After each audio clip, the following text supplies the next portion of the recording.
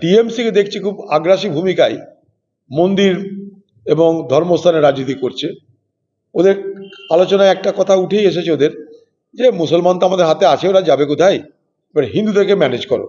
নির্বাচন কমিশন যে ঝঞ্ঝাটটা পাকাচ্ছে, এগুলো যে হতে পারে আমরা আগেই বলে দিয়েছিলাম, কিন্তু পশ্চিমবঙ্গের মুখ্যমন্ত্রী সেটা না শুনে তিনি প্রথমে ধমকালেন এসআর করতে দেব না। তিনি তখন কোর্টেও যাননি, বিধানসভাতেও যাননি, সারা পশ্চিমবঙ্গে দারুণভাবে এসআর করে দিলেন দিদি। তার জন্য নির্বাচন কমিশন তাকে প্রশংসাও করলো, বললো না পশ্চিমবঙ্গে কাজ হয়েছে। সারা পশ্চিমবঙ্গে সারা ভারতবর্ষ থেকে সব থেকে কম ভোটার লিস্টের লোকের নাম বাদ গেছে, দিদির সে ক্রেডিটটাও নিতে থাকছে, কারণ দিদির দলের কর্মচারীরাই তো নিয়েছে দায়িত্ব।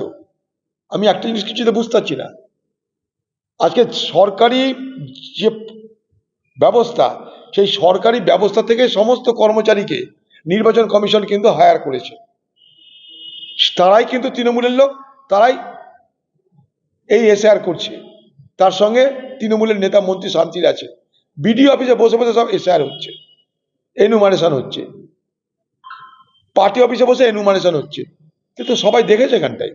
বাংলায় ঠাকুর দেবতা, মন্দির মসজিদ, হিন্দু মুসলমান এগুলো করে ভোট নির্বাচনী বৈতরণী পার হতে হবে, এই সিদ্ধান্ত নিয়েছে টিএমসি, এই সিদ্ধান্ত নিয়েছে বিজেপি। বিজেপি তো মন্দিরের রাজনীতি করেই, নতুন করে টিএমসিকে দেখছি খুব আগ্রাসী ভূমিকায় মন্দির এবং ধর্মস্থানে রাজনীতি করছে।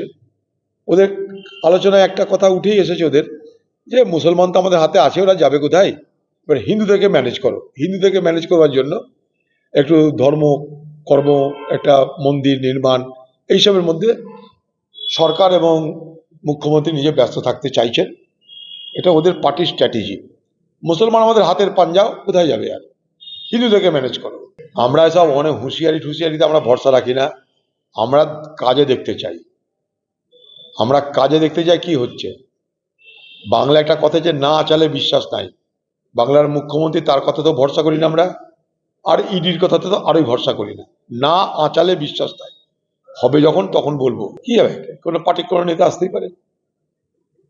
এখন ব্যাপারে যে বাংলার এই মুর্শিদাবাদের লোকরা রুটি রুজি বেকারত্ব জ্বালায় বাইরের রাজ্যে চলে যাচ্ছে, বাইরের দেশে চলে যাচ্ছে, সেখানে তাদের অত্যাচারের শিকার হতে হচ্ছে। তাদের মৃত্যুর পর সেই মৃতদেহ পরিবার তাদের বাড়িতে ফিরিয়ে আনতে পারছে না, অর্থের অভাবে, টাকার অভাবে।